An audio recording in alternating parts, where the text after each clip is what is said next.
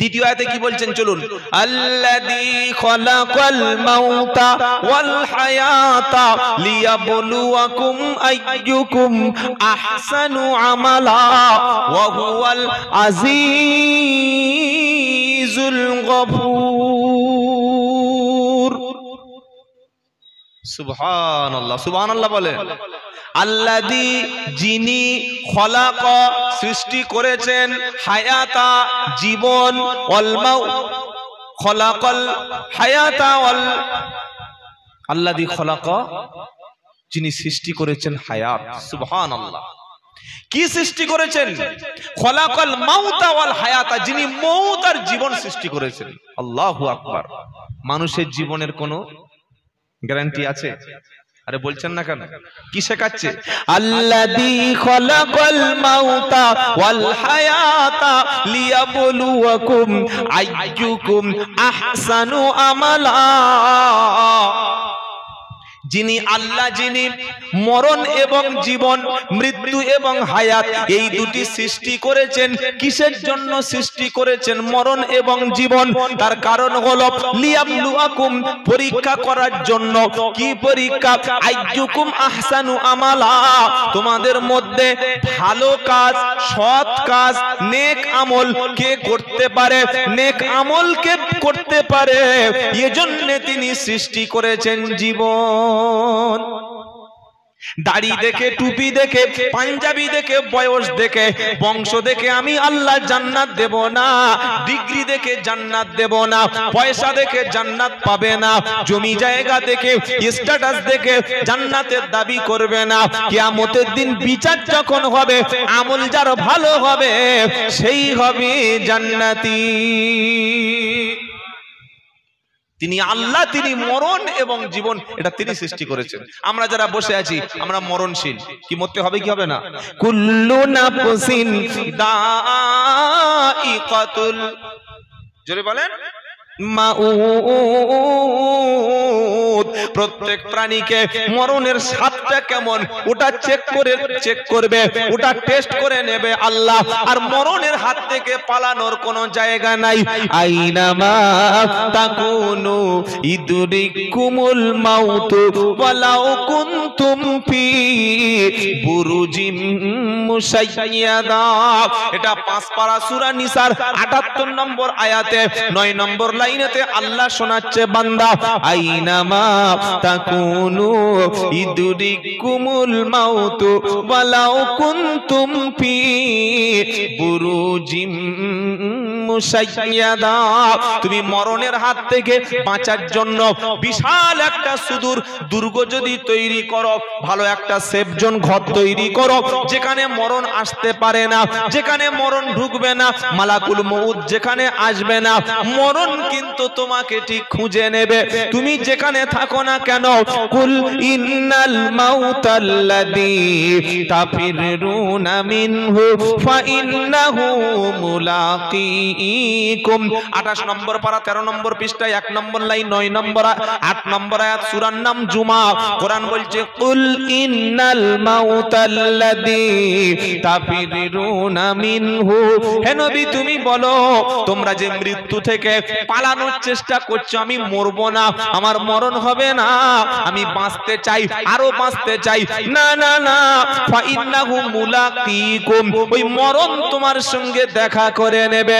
তুমি ভাবছো আমি হয়তো সারা জীবন বাঁচবো, 80 বছর 90 বছর বয়স বাঁচার জন্য তুমি ভেবে বসে আছো, 50 বছর বয়স হয়ে গেল, এখনো তুমি নামাজ পড়ছো না, এখনো তুমি সুদের ব্যবসা ছাড়ো না, এখনো তোমার জিন্দেগিতে নবী সুন্নত আসলো না, মাথায় টুপি দিয়ে পথ চলতে পারছো না, এখনো তুমি লটারির টিকিট কাটছো, তুমি ভাবছো সবে 50 হয়েছে, 80 বছর বয়স পর্যন্ত বাঁচবো। আল্লাহ বলছে ফাইদা জা আজালুহুম লা ইস্তাখিরুনা সাআতাও ওয়া লা ইস্তাকদিমুন। 8 নম্বর পারা 14 নম্বর পৃষ্ঠা 6 নম্বর লাইন 34 নম্বর আয়াত, সূরার নাম আরাব। আমার আল্লাহ বলছে বান্দা মরণের সময়টা আমি আল্লাহ নির্দিষ্ট করে করে রেখেছি, যখন মরণের সময়টা আসবে, নির্দিষ্ট সময় যখন হয়ে যাবে, আমি আল্লাহ টাইম বাড়িয়ে দেব না, আবার টাইম কমিয়ে আনবো না। নির্ধারিত ঠিক টাইমলি সময় মতো আমি তোমাকে আল্লাহ তুলে নেব। কোনো অজুহাত সে সময় পেশ করলে চলবে না। তুমি দাড়ি রেখেছো কি রাখো নাই, তুমি নামাজ ধরেছো কি ধরো নাই, তুমি মদ ছেড়েছো কি ছাড়ো না, তুমি এখনো নোংরামি করছো কি করো না, ওসব আমি আল্লাহ দেখবো না। তুমি রেডি থাকো কি না থাকো, মালাকুল মউত গিয়ে তারা ফিরবে না। মালাকুল মউত এসেছে, তখন বসে বসে তাস খেলছে। মালাকুল বলছে এই চল, দাঁড়া গোসল টোসল করে নামাজ পড়ি তবে যাব, সুযোগ পাওয়া যাবে তো। রাত 10টার সময় ঘরের মধ্যে রুমটা বন্ধ করে এসিটা চালিয়ে দিয়ে দরজা জানালা বন্ধ, কানে হেডফোন দিয়ে একটা সুন্দর সিন দেখা শুরু করেছে। দেখছে আর বেশি উত্তেজিত হয়ে এক্সাইটেড হয়ে ঘামছে, আনন্দ এনজয় বিভিন্ন রকমের ছবি দেখছে। রাত 12টার সময় মালাকুল মউত ঘরের মধ্যে চলে এসেছে, গোটা শরীর তখন ঘেমে গেছে। এত রোমান্স ছবি, এত হট ছবি দেখতে দেখতে আর নিজেকে ধরে রাখতে পারছে না। হঠাৎ মালাকুল মউত যখন এসেছে, শ্বাসকষ্ট শুরু হলো। মা বলে যে ডাকবে, বাপ বলে যে ডাকবে, ডাকার সুযোগ নাই। হাতটা তখন পড়ে গেল, হেডফোনের ব্লুটুথটা তখন ব্লুটুথ কানে রয়েছে, ওদিকে ফোনের মধ্যে ওই সিন, খারাপ সিন চলছে। রাত 1:02:32 মালাকুল মউত রূহ নিয়ে চলে গেল। সকাল হয়ে গেল, মা ডাকছে ওঠে না। 7:30 বেজে গেল, মা ডাকছে ওঠে না। 8টার সময় দরজায় নক করছে ওঠে না। 8:30টার সময় জানালা ঠুকছে তাও পর্যন্ত ওঠে না। 9টার সময় শাবল দিয়ে জানালা ভেঙে দরজা ভেঙে দিচ্ছে, মাল নাই। কোথায় গেছে? জোরে বলুন, কোথায় গেছে? যেখানে যাওয়ার সেখানে চলে গেছে। লোক এসে দেখছে ফোনের মাধ্যমে কি চলছে। ছি ছি ছি ছি, তওবা তওবা তওবা। যারা যুবক বন্ধু, অনুরোধ করে বলে যাচ্ছি, বর্তমান যুগে যুবকদের উপরে সবচাইতে বেশি ঈমানের ফিতনা। আপনারা যাতে মুসলমান না থাকেন, আপনারা যাতে ঈমানের মধ্যে না থাকেন, সেজন্য মদের দামকে অনেক সহজ করে দেওয়া হয়েছে। জুয়া খেলা, মদ খাওয়া, আইপিএল এ ব্যস্ত থাকা এখন সহজ।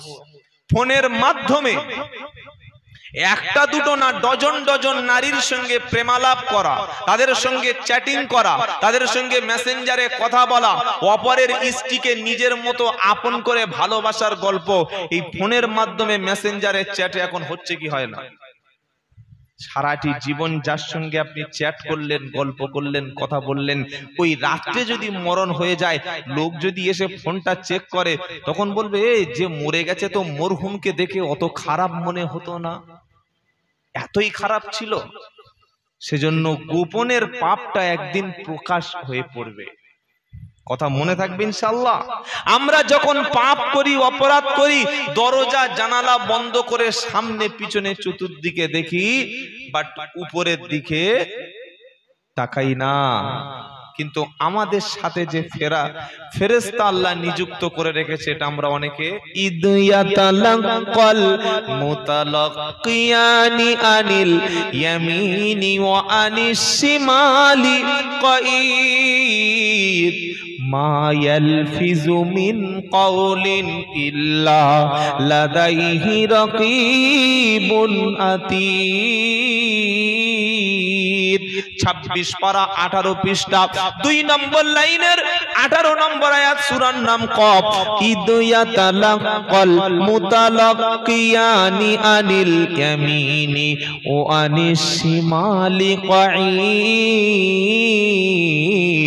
মা ইয়ালফিযু মিন কাওলিন ইল্লা লাদাইহি রাকীবুন আতীদ।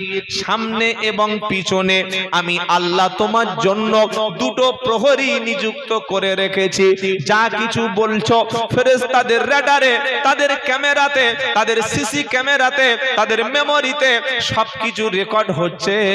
মা ইয়ালফিযু মিন কাওলিন ইল্লা লাদাইহি লাদাইহি রাকিবুন আতীদ। বান্দা তুমি এমন কোন কথা তোমার মুখ থেকে উচ্চারণ হয় না যে কথাটা ফেরেশতারা রেকর্ড করে না। যা বলছো সব কিছু রেকর্ড হচ্ছে। এটা ভেবে নিয়ে কথা বলো। চায়ের দোকানে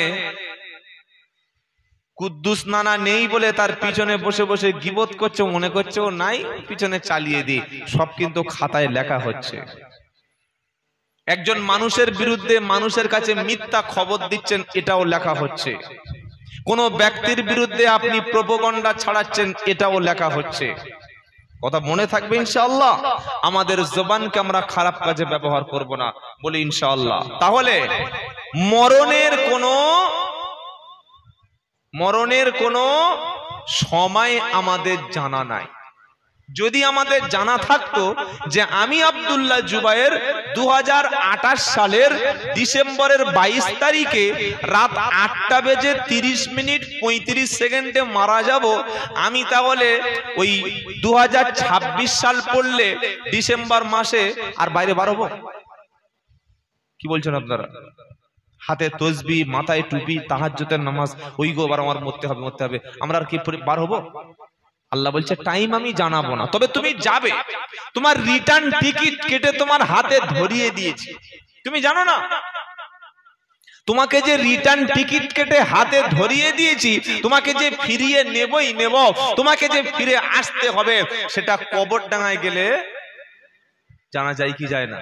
যখন মাইয়িতকে আমরা দাফন করি, ওই সময় একটা কথা স্মরণ করিয়ে দেওয়া হয় না? হয় না? মিনহা খালাকনাকুম ওয়া ফিহা নুঈদুকুম ওয়া মিনহা নুখরিজুকুম তারাতান, বলুন, উখরা। এটা মৌলবীর দোয়া। 16 নম্বর পারা 14 নম্বর পৃষ্ঠা 5 নম্বর লাইন 55 নম্বর আয়াত সূরা তাহা। এই কোরআনের মধ্যে আছে কি আছে?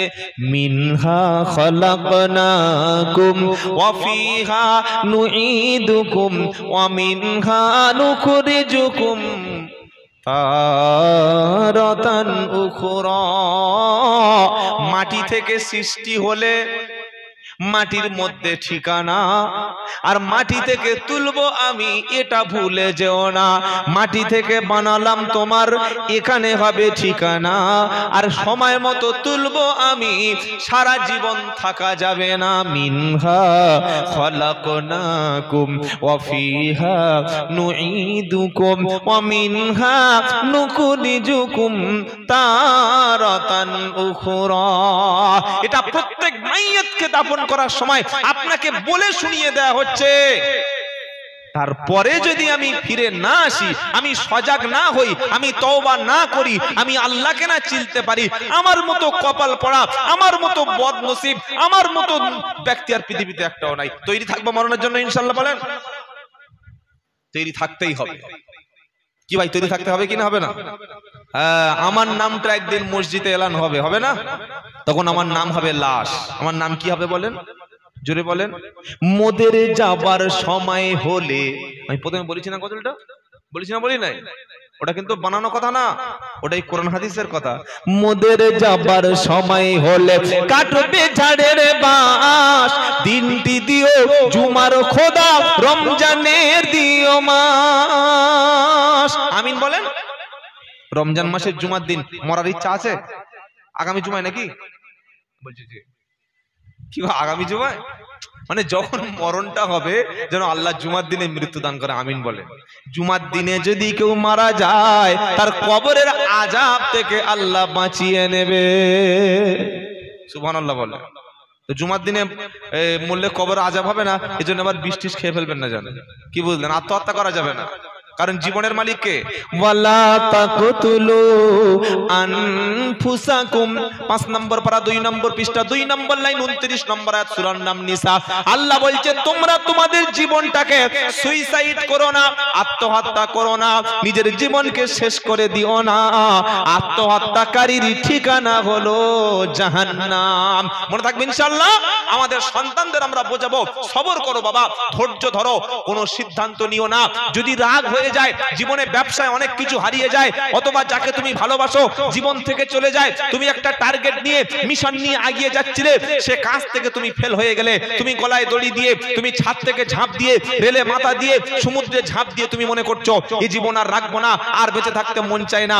না ভাই, একবার ক্যান্সার হসপিটালে গিয়ে দেখো, একবার হসপিটালের বার ওয়ার্ড আগুনের পোড়া রোগীর দিকে তাকিয়ে দেখো, ক্যান্সার হয়েছে, 5 লাখ 6 লাখ টাকা খরচ করে খালি ডাক্তারকে বলছে, ডাক্তার প্লিজ আপনি আমাকে হেল্প করুন, বাঁচার জন্য আমাকে বাঁচতেই হবে, যত জমি জায়গা সব বিক্রি করে দেব, আপনি আমাকে সুস্থতার ব্যবস্থা করুন। আর আপনি ভালো জীবনটা শেষ করে দিচ্ছেন। কোনোদিন যেন সুসাইডের মতো, আত্মহত্যার মতো কোনো পাপ আমরা না করে বসি, কারণ এই জীবনের হত্যা করে দেওয়ার অধিকার আমাদের। এই জীবনের মালিককে নেবেন কে? আল্লাহ। আমরা সুইসাইড করব না, আত্মহত্যা করব না, বলি ইনশাআল্লাহ। তাহলে আমরা শোনাচ্ছিলাম কি সূরা মুলকের দ্বিতীয় আয়াত, আল্লাযী খালাকাল মাউতা ওয়াল হায়াতা লিয়াবলুয়াকুম আইয়ুকুম আহসানু আমালা। আল্লাহ তার পরের আয়াতে বলছেন, কি বলছেন? আল্লাযী খালাকাস সাবআ সামাওয়াতিন তিবাকা। আল্লাহ বলছেন আমি আল্লাহ আসমান তৈরি করেছি 7টা, একটা একটা দুটো তিনটে চারটে, আসমানে রয়েছে 7টা ফ্লোর। আসমান কটা? 7টা স্তর। কটা আছে বলেন? 7টা। এটা কোরআন বলছে, আল্লাযী খালাকা সাবআ সামাওয়াতিন তিবাকা মা তারা ফি খালকির রহমানি মিন তাফাউত ফারজিইল বাসার হাল তারা মিন ফুতুর। বান্দা আমি আল্লাহ আসমান সৃষ্টি করেছি 7টা, তুমি আমার আকাশের দিকে তাকাও, আমার চাঁদের দিকে তাকাও, আমার সূর্যের দিকে তাকাও, আমার সৃষ্টির দিকে তাকাও। মা তারা ফি খালকির রহমানি মিন তাফাউত, আমার সৃষ্টির মধ্যে কোনো ভুল, কোনো ত্রুটি, কোনো ছিদ্র, কোনো ভুল তুমি দেখতে পাবে না। ফারজিইল বাসার, আবার তুমি দেখো, ভালো করে দেখো আমার সৃষ্টির মধ্যে তুমি কোনো ভুল দেখতে পাও কিনা। সুম্মারজিইল বাসারা কাররাতাইনি ইয়ানকালিবু ইলাইকাল বাসারু খাসিয়া ওয়া হুয়া হাসির, আমার সৃষ্টির দিকে, আমার সমস্ত গোটা পৃথিবীর দিকে, আসমান জমিনের দিকে, গাছপালার দিকে, নক্ষত্রের দিকে, প্রাণী জগতের দিকে, সৌর জগতের দিকে, সবকিছু তুমি দেখো। দেখার পরে বান্দা তুমি কোনো ভুল খুঁজে পাও কিনা দেখো। তুমি দেখতে দেখতে ভুলগুলি খুঁজতে খুঁজতে তোমার চোখটা ব্যর্থ হয়ে ক্লান্ত হয়ে ফিরে আসবে, তবু আমার সৃষ্টির মধ্যে বান্দা কোনো ভুল তুমি পাবে না, কারণ আল্লাহর কোনো ভুল নাই। সুবহানাল্লাহ বলেন। আল্লাহ ভুলের ঊর্ধ্বে। শুনছেন আপনারা? হ্যাঁ, আল্লাহ ভুলের ঊর্ধ্বে। তিনি ভুল করেন না, আর ভুল করলে তিনি আল্লাহ হবেন কেন? ভুল আল্লাহ করেন না, আল্লাহ দ্বারা কোনো ভুল হয় না। সুবহানাল্লাহ বলেন। যা করেছেন ওটাই সত্য, ওটাই চিরন্তন সত্য, ইউনিভার্সাল ট্রুথ, ওটা কোনোদিন পরিবর্তন হবে না। আল্লাহর আইনের কোনো পরিবর্তন নাই, আল্লাহর বিধানের কোনো পরিবর্তন নাই। আল্লাহ যে বিধান দিয়েছে ও বিধান কিয়ামত পর্যন্ত চলবে। সুবহানাল্লাহ বলেন। আল্লাহ বলছে ভুল দেখাতে পারবে না। এই আয়াতটা পড়ে একজন নাস্তিক, সে একদিন বটগাছের গোড়ায় তলায় বসে আছে, প্রচন্ড গরমে ঘুরতে ঘুরতে বট গাছের তলায় বসেছে। বট গাছ আপনারা দেখেছেন? বট গাছের ফল কেমন হয়? ছোট না বড়? ছোট্ট ফল। বট গাছের তলায় ছায়ায় নাস্তিক বসে বসে বলছে আল্লাহটা ভুল পেয়েছি। বললে কি? বললে তুমি তো বলেছো মা তারা ফি খালকির রহমানি মিন তাফাউত, আল্লাহর সৃষ্টির মধ্যে কোনো ভুল খুঁজে পাবে না। এবার আমি ভুল খুঁজে পেয়েছি। বললে কি? তাল গাছের ফলটা তুমি দিলে 3 থেকে 4 কেজি। কি ভাই, তাল আপনাদের এলাকায় আছে? তাল তাল তাল বোঝেন না নাকি? হ্যাঁ। আম গাছের ফলটা দিলে ঠিক সাইজ মতো 250 কিংবা 400 500। নারকেলটা দিলে এত বড়, বেলটা দিলে এত বড়। তাল গাছ, আম গাছ, বেল গাছে এত বড় বড় ফল দিলে, আরে এত বড় বিশাল বট গাছে তুমি কেন এত ছোট্ট সামান্য একটা ফল দিলে? আল্লাহ তোমার সৃষ্টিটা ঠিক না। অত বড় বড় গাছ, অত ছোট গাছে বড় ফল। কুমড়ো গাছ দেখেছেন? আচ্ছা, আপনাদের এই মেদিনীপুরে ওই আমাদের 24 পরগনায় কুমড়ো বলে, এখানে কি বলে? লাল মতো যেগুলো কুমড়ো গাছ। কুমড়ো হয় 8 কেজি, 6 কেজি, 5 কেজি, 10 কেজি, হয় কি হয় না? হ্যাঁ। আর কুমড়োর যে মোটা, মানে ওই যে কাণ্ড, মানে যেখান থেকে কুমড়োটা হয়, ওটা কিরকম বলুন তো? নিক নিক নিক করছে, দুর্বল। হ্যাঁ। আর ওর যে লতা পাতাটা একদম যেন ঝুলে পড়ে যাবে।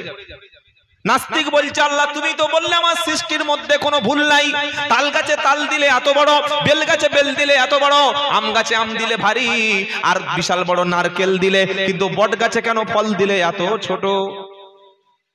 শুনছেন আপনারা? কুমড়ো গাছের লতা পাতার মধ্যে কুমড়ো দিলে 6 কেজি, ওটা কি সৃষ্টি ঠিক হলো? ও চিন্তা করতে করতে বট গাছের তলায় শুয়ে পড়েছে, প্রচন্ড গরমে, সবে 5 মিনিট ঘুম হলো, একটা বট পালে সে নাকে টোকাস, সঙ্গে সঙ্গে উঠে বসে মনে মনে করছে যে এইটা যদি তাল হতো এতক্ষণ আমাকে ওপারে পার করে দিত, মাল টপকে দিত। কি বুঝলেন? ওই যে কুমড়ো গাছে 6 কেজি 7 কেজি কুমড়ো হতো, বট গাছ তো তার তুলনায় বিশাল বৃহৎ, সুবৃহৎ বট গাছে যদি 20 কেজি বট ফল দিত, আর ওই মাল মুখে পড়লে মুখ তো জেরক্স হয়ে যেত। তখন বলছে আস্তাগফিরুল্লাহ। আল্লাহ বলছেন শোনো, আমার সৃষ্টির মধ্যে তুমি কোনো ভুল খুঁজে পাবে না। আল্লাহ সৃষ্টিটাই হচ্ছে সারা সৃষ্টি, কারণ লাকাদ খালাকনাল ইনসানা ফি আহসানি তাকওয়িম। আল্লাহ বলছেন সৃষ্টির মধ্যে সবচাইতে উত্তম করে আমি আল্লাহ মানুষকে সৃষ্টি করেছি। সুবহানাল্লাহ বলেন। তোমার সৃষ্টি যদি হয় এত সুন্দর, না জানি তুমি খোদা কতই না সুন্দর, কতই না সুন্দর। তোমার সৃষ্টি যদি হয় এত সুন্দর, না জানি তুমি খোদা কতই না সুন্দর, কতই না সুন্দর। সুবহানাল্লাহ বলেন। তাহলে আল্লাহর সৃষ্টির মধ্যে কোনো ভুল নাই। ভুল ইমানদারেরা আল্লাহর সৃষ্টি দেখে মাথা নিচু করে, চাঁদ দেখে, সূর্য দেখে, গ্রহ দেখে, নক্ষত্র দেখে, গাছ দেখে, এমনকি নিজের চেহারাটা দেখে মানুষ আশ্চর্য হয়ে যায়। সুবহানাল্লাহ। আল্লাহ চোখ দিয়েছেন, প্রত্যেক গুরুত্বপূর্ণ জিনিস দুটো দিয়েছেন। চোখ দিয়েছেন দুটো, আপনার কানের শ্রবণ ক্ষমতা তার জন্য ডবল কান দিয়েছে, আপনার মস্তিষ্ক দিয়েছে, নাক দিয়েছে, দাঁত দিয়েছে, জিহ্বা দিয়েছে, গোটা শরীরটাকে ঢাকার জন্য সুন্দর একটা চামড়া স্ক্রিনের ব্যবস্থা করে দিয়েছে, মাথায় কালো চুল দিয়েছে, মুখে সুন্দর দাড়ি দিয়েছে। বেটা ছেলের জন্য দাড়ি আর গোঁফ, মেয়ে ছেলেকে দাড়িবিহীন করেছে। আচ্ছা, আল্লাহ যদি আপনার স্ত্রী, আমার স্ত্রী যদি এরকম বড় বড় দাড়ি দিত কি সুন্দর লাগতো বলুন তো? আরে বলছেন না কেন? মেয়েদের কি দাড়ি হয় নাকি? যারা চুপচাপ আছেন সব হয়? দাড়ি হয় না। আল্লাহ সেই হরমোনটা ওদের দেয় নাই। কোন হরমোন? যে হরমোনের দ্বারা ওই দাড়িটা গজায়, চুল গজায়। মুখে যদি মেয়েদের দাড়ি থাকতো আর এরকম বড় বড় গোঁফ থাকতো, ওরা লিপস্টিকটা কোথায় পরতো গো? মুখে মেকআপ করতো কোথায়? কি বুঝলেন? আল্লাহ বলছে তোদের দাড়ি দেব না। আর পুরুষ চিনবেন কিভাবে? দাড়ি আছে, গোঁফটা ছোট আছে, এটা পুরুষ। আর যার দাড়ি নাই, গোঁফ নাই, পুরো একদম মানে পুরো ডিলিট করে দিয়েছে, কোন পার্টি ওটা? হ্যাঁ, টোল ট্যাক্সে থাকে, বুঝে নেন, যেন আমরা ওই রকম না হই। কারণ আমরা উম্মতে মুহাম্মাদি। যা করেছেন আগামীতে দাড়ি চাঁচবেন না।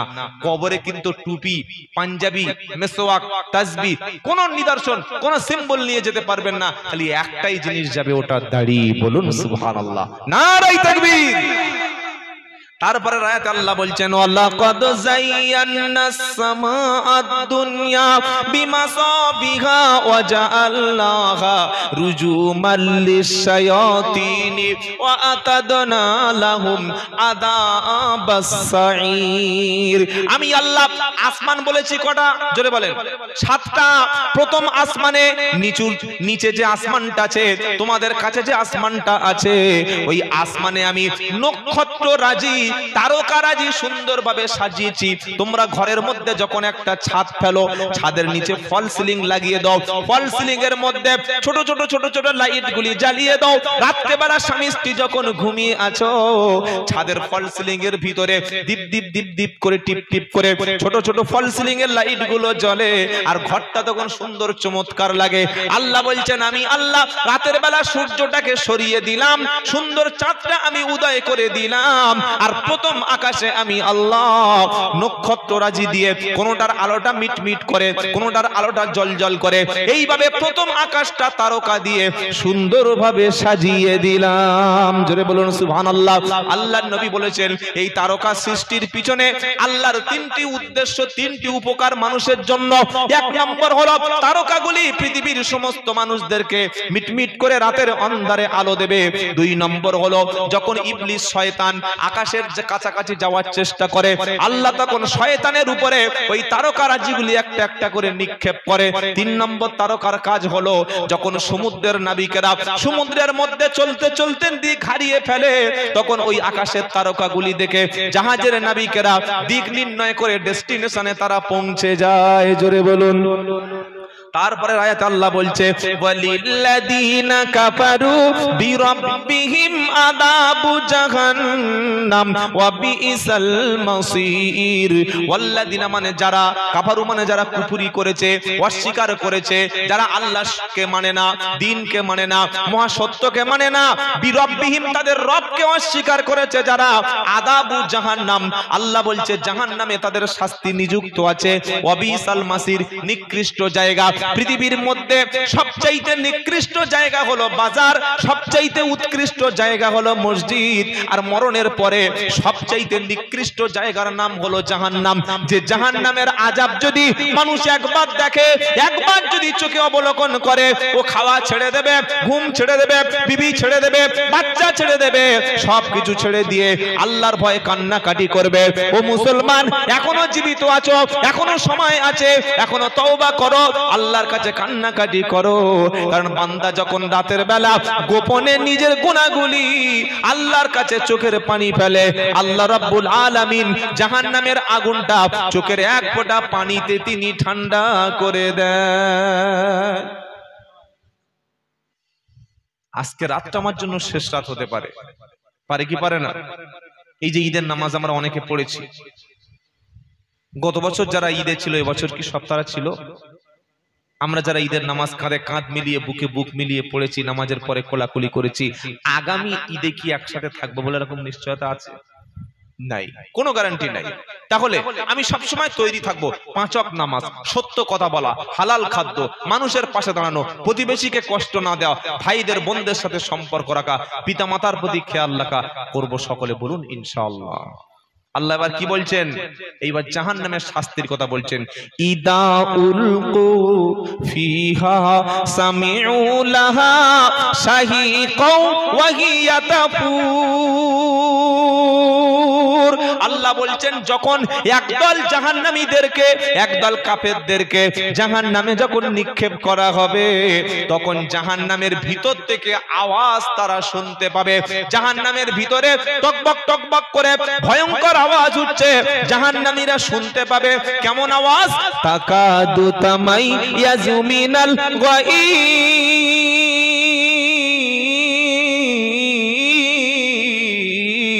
জাহান্নাম যেন ফেটে পড়ছে, রাগে গোসায় ঠক ঠক করে কাঁপতে থাকবে। জাহান্নাম বলবে ইয়াউমা নাকুলু লিজাহান্নামা হালিন তালাতি ওয়া তাকুলু হাল মিম মাজিদ। আয় আল্লাহ, আমার মধ্যে কি আছে দাও, আর কি কিছু বাকি আছে, আরো কি কিছু খাবার আছে আমার মধ্যে দাও। ওই জাহান্নামের জ্বালানি, জাহান্নামের ইন্ধন কারা হবে? কোরআন শোনাচ্ছে পারা নাম্বার 1 সূরা বাকারা, ওয়াকুদুহান নাস ওয়াল হিজারা। মানুষ এবং পাথর। কোন মানুষ? মহান আল্লাহকে অস্বীকার করেছে যারা, নবীকে মানেনি যারা, কোরআনের সঙ্গে বেয়াদবি করেছে যারা, তারাই হবে জাহান্নামের ইন্ধন, জাহান্নামের জ্বালানি হবে যারা। পরের পৃষ্ঠায় আল্লাহ পাক বলছেন কুল্লামা উলকিয়া ফিহা ফাউজুন সাআলাহুম খাজানাতুহা আলাম ইয়াতিকুম নাদির। একদল লোককে যখন জাহান্নামে উপর থেকে নিক্ষেপ করে দেওয়া হবে, উপর থেকে ছুঁড়ে ছুঁড়ে ফেলে দেওয়া হবে, তখন জাহান্নামীদের জিজ্ঞাসা করা হবে আলাম ইয়াতিকুম নাদির। ও জাহান্নামীরা, তোমাদের কাছে কি কোনো সতর্ককারী আসেনি? আজ থেকে 20 বছর আগে এই স্মার্টফোন বা মোবাইল ফোনের ব্যবহার ছিল না। তখন ওয়াজ শুনতে মানুষ 8 কিলোমিটার 10 কিলোমিটার দূরে এ বাবা যেত কি যেত না? যেত। তখন আলেম ওলামারা গ্রামে আসলে, পীর বুজুর্গরা আসলে মানুষ তাদের পাগলের মতো শ্রদ্ধা করত। কিন্তু বর্তমানে জলসায় বিভিন্ন জায়গায় যাচ্ছে, লোক হচ্ছে না, মানুষের শোনার মতো সেই টেন্ডেন্সি আর নাই। তার কারণ কি? কারণ মানুষ এখন মোবাইলে এত বক্তব্য শুনছে, ও 20,000 10,000 টাকা দিয়ে যাকে 1 বছর আগে থেকে বুক করা যায় না, বাড়িতে বসে বসে বসে বসে তার বক্তব্য এখন সারা রাত শুনছে। কি বলছি কথা বুঝতে পারছেন না? খেতে খেতে শুনছে, ঘুমাতে ঘুমাতে শুনছে, বাথরুমে গিয়ে শুনছে, কাজ করতে করতে শুনছে, বিড়ি খেতে খেতে শুনছে, তাস খেলতে খেলতে শুনছে, শুনেই যাচ্ছে। এখন কোনো মানুষ আর বলতে পারবে না যে আমি ইসলাম সম্পর্কে জানি না। এমনকি মোবাইলের বক্তব্য এখন ইন্টারনেটে বক্তাদের বক্তব্য অমুসলিম ভাইরাও শোনে। কি বলছি কথা বুঝতে পারছেন না? আমার হিন্দু ভাইরা, খ্রিস্টানেরা, শিখ ভাইরা যারা অমুসলিম গায়ের মুসলিম, তারাও মুসলমানদের ইউটিউবের বক্তব্যগুলো শোনে। এজন্য আমরা যারা বক্তা, যারা লেকচারার, যারা ইসলামের কথা বলি, আমাদের কথাগুলো খুব সাবধানে ইসলামের সঠিক বিষয়টা যেন মানুষের কাছে আমরা প্রেজেন্ট করি, ইসলামের সঠিক তথ্যটা যেন আমরা মানুষকে দিই। জানি না আন্দাজে কথা বলে লাভ নাই, যেটা জানবো না সে বিষয়ে আমি কথা বলবো না। কিন্তু মোবাইলের মাধ্যমে আমরা কি দেখতে পাই? একে অপরের বিরুদ্ধে কাফের ফতোয়া দিচ্ছে, তাই না? এই জলসা বসে বসে কাফের, বেদাতি, জাহান্নামী, মুসলমানকে কাফের বলছে, ছোট ছোট বিষয় নিয়ে মারামারি করছে। এগুলো ধর্মের ক্ষতি হচ্ছে বেশি। ধর্ম না জেনে ধর্ম প্রচার করা ধর্মের সবচাইতে বড় ক্ষতি তারাই করে।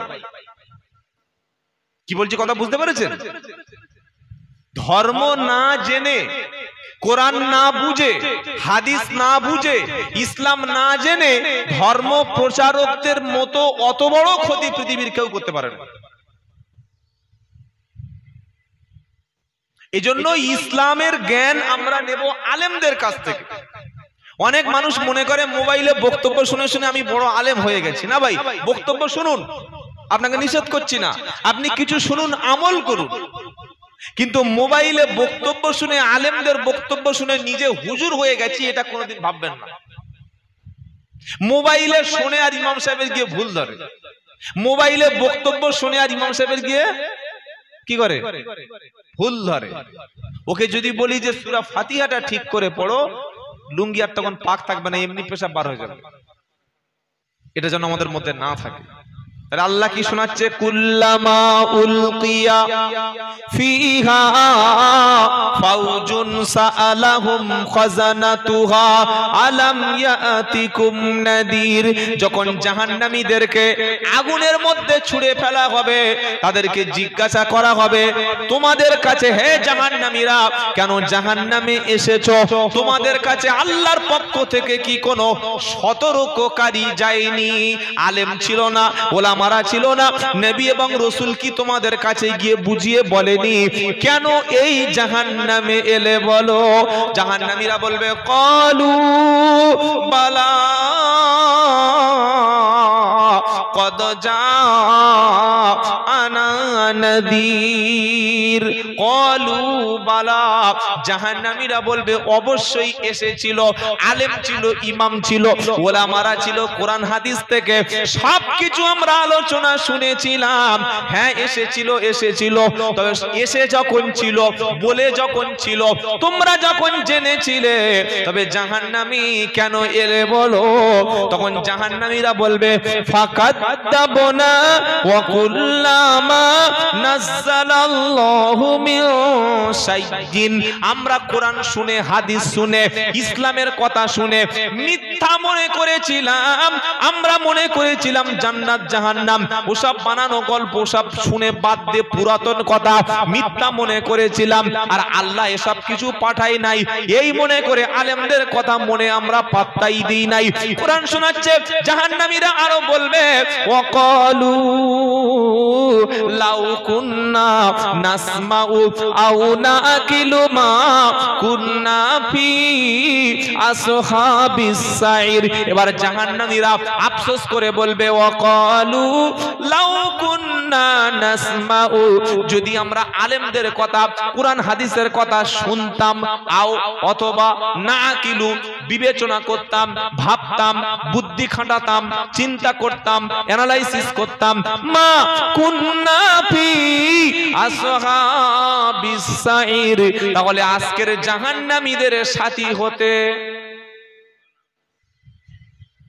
এই জাতি ভাবে না, ভাবার সময় নাই আমার কবরটা কি হবে, আমি জান্নাতি না জাহান্নামী, আমার নামাজ কবুল হচ্ছে কিনা, আমার দান সদকা গুলো আল্লাহ নেবে কিনা, আমার কুরবানিটা কবুল হলো কিনা, ও নিয়ে ভাবি না। 5 ওয়াক্ত নামাজ পড়ে না, 80,000 টাকার গরু কিনে কুরবানি দিচ্ছে। এরকম লোক আমাদের 24 পরগনা আছে, কারণ মেদিনীপুরে সব আল্লাহওয়ালা মানুষ, তো এরকম নাই। এই মাসা বলছো গরু কিনেছো 80,000, নামাজটা পড়ো। বলে হুজুর নামাজ পড়ে কি হবে, এত বড় গরু দিচ্ছে আবার নামাজ, নামাজ পড়বে না? ঈদের দিনে ফজরের নামাজ পড়েছিলে? বলে হুজুর সে রাত্রেবেলা শুয়েছি তো, আর উঠে 7:30টায় জামাত, 6:30টায় উঠে গরুর গোসল করাতে করাতে 7টা বেজে গেছে। চিন্তা করছেন এই জাতির কাছে 80,000 টাকার মূল্য আছে, নামাজের মূল্য নাই, মূল্য নাই। এই জাতি 30,000 টাকা দিয়ে মোবাইল কিনতে পারে, 20,000 টাকা ছেলেকে ভালো স্কুলে ভর্তি করাতে পারে। ইমাম সাহেবের কাছে ছেলেকে কোরআন শিক্ষা দেবে ফ্রি অফ কস্ট, বিনামূল্য। কথা বুঝতে পেরেছেন? এটা যেন আমাদের মধ্যে না থাকে।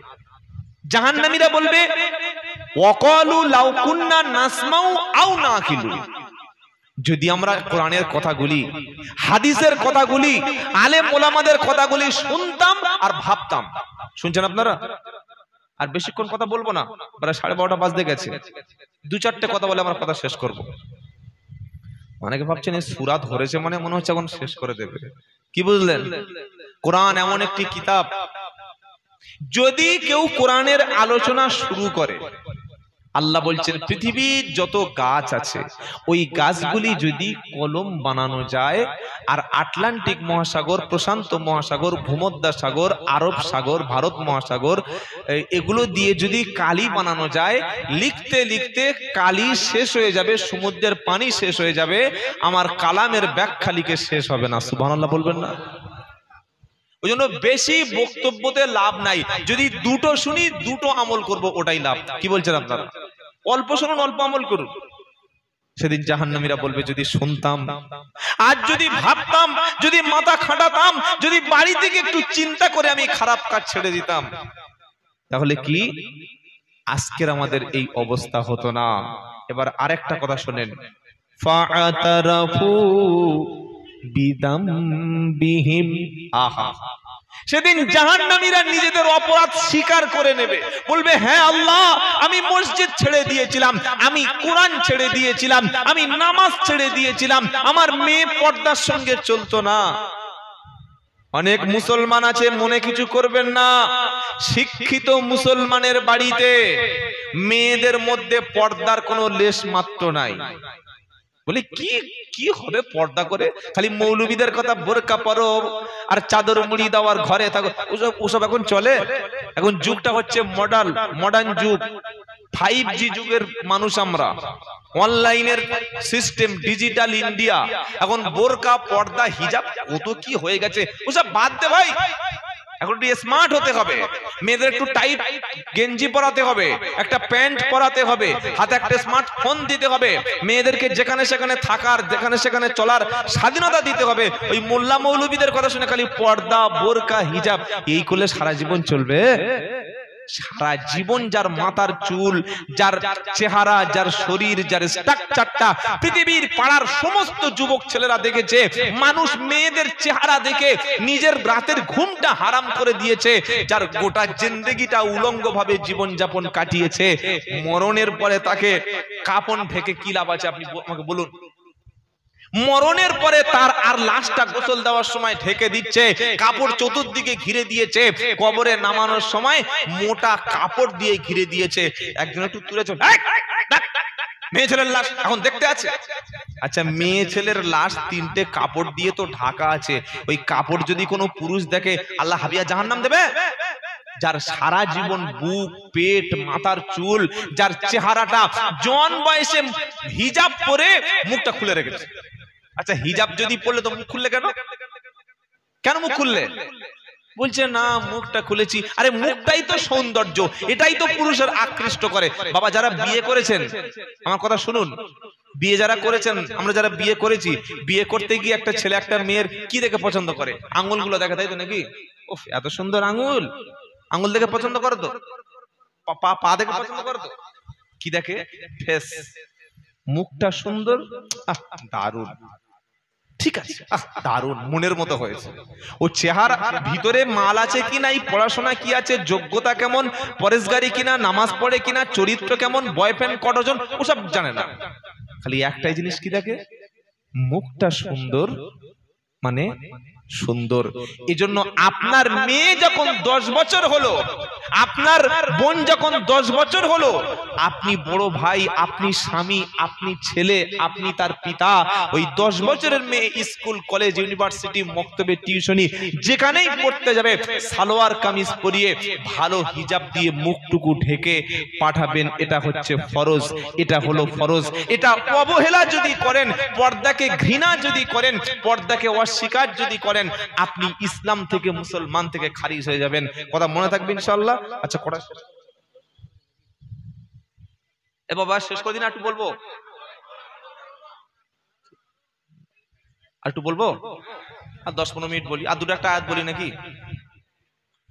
তারপরে কোরআনুল কারীমের আয়াত বলছে, ইন্নাল্লাযীনা ইয়াখশাউনা রাব্বাহুম বিল গায়বি লাহুম মাগফিরাতু ও আজরুন কাবীর। নিশ্চয়ই যারা ইয়াখশাউনা ভয় করে, রব্বাহুম রবকে, রব মানে কে? আল্লাহ। আল্লাহ আমার রব, ওই রবি আমার সব। আল্লাহ আমার রব, ওই রবি আমার সব। আল্লাহ বলছেন যারা আমাকে না দেখে, আমাকে না দেখে ভয় করে, তাদের জন্য রয়েছে ক্ষমা, আর তাদের জন্য রয়েছে মহা পুরস্কার। জোরে বলুন। আমরা আল্লাহকে দেখিনি, না দেখে নামাজ পড়েছি, না দেখে ঈমান এনেছি, জান্নাত দেখিনি, জাহান্নাম দেখিনি, কবরের আযাব দেখিনি, আল্লাহকে না দেখে ভয় করেছি, বিশ্বাস করেছি। আল্লাহ বলছেন আমাকে না দেখে ভয় করবে যারা, তাদের সমস্ত পাপগুলিকে আমি আল্লাহ ক্ষমা করে দেব, আর কিয়ামতের দিন আমি আল্লাহ তাদের পুরস্কারে পুরস্কৃত করব। এবার আল্লাহ বলছে ওয়া আসিরু কাওলাকুম আবিজহারু বিহি। ও বান্দা, তুমি যখন কথা বলো, জোরে বলো আর আস্তে বলো, গোপনে বলো আর প্রকাশ্য বলো, আমি আল্লাহ কিন্তু জানি। কে জানেন? আল্লাহ জানে না? হ্যাঁ, তুমি জোরে বলো, প্রকাশ্যে বলো, আস্তে বলো আর জোরে বলো, গোপনে বলো, যে কথাটা বলো আমি আল্লাহ জানি। শুধু জানি না, বরং আরো কি, ইন্নাহু আলিমুম বিদাতিস সুদূর। তোমার অন্তরের মধ্যে, মনের মধ্যে কি কল্পনা, কি লুকোচুরি হচ্ছে, ওটা কেউ জানে না, ওটা আমি আল্লাহ। জোরে বলেন, আল্লাহও জানি। সুবহানাল্লাহ, সুবহানাল্লাহ। তারপরে আল্লাহ বলছেন হুয়াল্লাযী জালা লাকুমুল আরদা দালুলান ফামশু ফি মানাকিবিহা ওয়া কুলু মির রিজকিহি ওয়া ইলাইহিন নুশুর। তিনি আল্লাহ যিনি জমিনকে তোমাদের জন্য নিরাপদ বানিয়ে দিয়েছেন, জমিনকে তোমাদের জন্য সুগম বানিয়ে দিয়েছে। তুমি সারা পৃথিবীতে ভ্রমণ করো, করো, রুজির জন্য দেশে যাও বিদেশে যাও, আমি আল্লাহ জমিনকে তোমার জন্য বিশাল জমিন বানিয়ে দিয়েছি। এই জমিনে তুমি চলাফেরা করো, নিরাপত্তার সঙ্গে চলো, শান্তির সঙ্গে চলো। আর আমি আল্লাহ যে খাবার খেতে বলেছি হালাল রুজি তুমি ভক্ষণ করো। সুদ, ঘুষ, পনের, 2 নম্বরি, লটারি, জুয়া, এই সমস্ত হারাম ইনকাম জীবনে কখনো ভক্ষণ করো না। কারণ হারাম ইনকাম খেয়ে ইবাদত করলে, নামাজ পড়লে ওটা আল্লাহ কবুল কখনো করবে না, মনে থাকবে। সুদের টাকা নিয়ে কুরবানি দিয়ে সেই কুরবানির গোশত মসজিদে দিচ্ছে। বুঝতে পেরেছেন বাবা? বুঝতে পেরেছেন কিছু? সারা জীবন লোকের ক্ষতি করে, জমি জায়গা করে, সেই জমি বিক্রি করে হজে গিয়ে বড় জুব্বা পাকড়ি পরে গ্রামে এসে বলছে আমি হজ করেছি। আল্লাহ বলছে ঘাম ঝরানো টাকা, পরিশ্রমের টাকা, কষ্টের টাকা, মেহনতের টাকা, চাকরির টাকা, ব্যবসার টাকা, হালাল টাকায় হজ করলে হজ। মেয়ের জমি মেরে দিয়ে, বোনের সম্পত্তি ফাঁকি দিয়ে, ভাইদের জমি ফাঁকি দিয়ে, এক জমি 3 বার চিটিংবাজি করে বিক্রি করে হজ। কি গো বাবাজিরা, আগে হাজিদের মধ্যে একটা খোদা ভীরুতা ছিল। আগে হজ করে আসলে মসজিদ ছাড়া লোক চলতো না, হজ করে আসলে মিথ্যা বলতো না, হজ করে আসলে গীবত করতো না, হজ করে আসলে হাত থেকে তসবিহ যেত না, হজ করে আসলে তাহাজ্জুদ কাজা করতো না। এখন হজ করে 40 দিন যায়নি, 1 মাস হয়নি, মাথার টুপি খুলে দেখি কাঁচা মেরে নেমে গেছে। কাঁচা বোঝেন? কাপড় গুটিয়ে নিয়ে পিছনে গুঁজে দেয়, আমাদের 24 পরগনায় কাঁচা বলে। 40 দিন হয়নি হজ থেকে ঘুরে এসে মাঠে লেবে কোমরে কাঁচা, ঘাটুর উপরে কাপড় দিয়ে নেমে গেছে। হজ থেকে ঘুরে এসে 22 দিন হয়নি, চায়ের দোকানে বসে আছে, ভাবি চা করে দিচ্ছে, বৌদি চা করে দিচ্ছে, সুসুর করে খাচ্ছে আর পরের বউর সঙ্গে গল্প করছে। কথা বুঝেছেন? এটা কিরকম হজ বাবা? আমি হজে গেছি, আমি কাফন পরেছিলাম, ইহরাম পরেছিলাম, আমি মৃত হিসাবে গণ্য হয়ে গেছি। আমাকে তো এসে ভালো হয়ে যাওয়ার দরকার ছিল, হারাম ছেড়ে দেওয়ার দরকার ছিল, চিটিংবাজি কথাবার্তা ছেড়ে দেওয়ার দরকার ছিল, 2 নম্বরি কাজটা ছেড়ে দেওয়ার দরকার ছিল। হজে এসে আবার সেই বেঈমানি শুরু করেছি। আল্লাহ বলছে এটা যেন না হয়। তুমি জমিনে যতদিন থাকবে হালাল খাদ্য খাবে, সত্য কথা বলবে, তুমি দোয়া করবে, কে কবুল করবে? সবচাইতে হালাল খাদ্য কার? যে লোক পরিশ্রম করে, সারাদিন মাঠে কাজ করে, টোটো চালায়, অটো চালায়, রিক্সা চালায় জন্মজুরি দিয়ে, এরকম সাধারণ একজন পাবলিক মানুষ, হয়তো তিনি আলেম না, হয়তো মুফতি সাহেব না, তিনি পীর সাহেব না, মসজিদের ইমাম না, এরকম সাধারণ একজন মানুষ হালাল খাদ্য খেয়ে পরিশ্রম করে নামাজ 5 ওয়াক্ত পড়ে, ঈশার নামাজ পড়ে যখন ঘুমিয়ে যায়, আমার আল্লাহ বলে ফেরেশতারা, যে ব্যক্তি সারাদিন হালাল অর্থ উপার্জন করেছে, হারাম খাদ্য খাইনি, পরিশ্রম করে অর্থ করে উপার্জন করে মাল কামিয়েছে, আর 5 ওয়াক্ত নামাজ পড়েছে, ওই ব্যক্তির নামটা আমি আল্লাহর খাতায় একজন ওলি বান্দা হিসাবে, আমার একজন বন্ধু হিসাবে লিখে নিবি।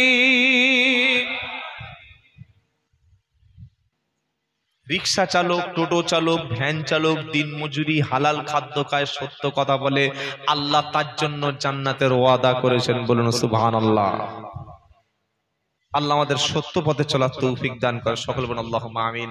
আল্লাহ তারপরে বলছেন সূরা মুলকের শেষ কথাগুলি কি বলছেন? আমিনতুম, আর 2টো আয়াত পড়ে শেষ করব। আমিনতুম মান ফিস সামাই আইয়াকুসিফা বিকুমুল আরদা ফাইদা হিয়া তামুর। ও বান্দা, তোমরা এতটা কি নিশ্চিত হয়ে গেছো যে আসমানে যে আল্লাহ আছে, ওই আল্লাহ তোমার ঘর, তোমার বিল্ডিং, তোমার বালাখানা ভূমিকম্পে থরথর করে কেঁপে ওটা মাটির মধ্যে যে শেষ করে দেবে না? তুমি কি এই বিষয়ে নিশ্চিত? 16 রড দিয়ে কলম তুলেছে, আল্ট্রাটেক প্রিমিয়াম সিমেন্ট, কি বুঝলেন?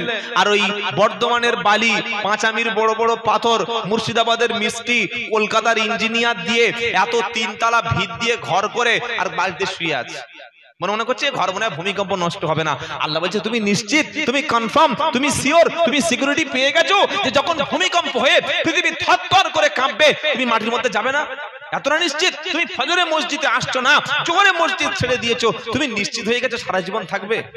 আল্লাহ বলছে না, আমার গজব যখন দেবো তখন বাঁচার কোনো রাস্তা থাকবে না।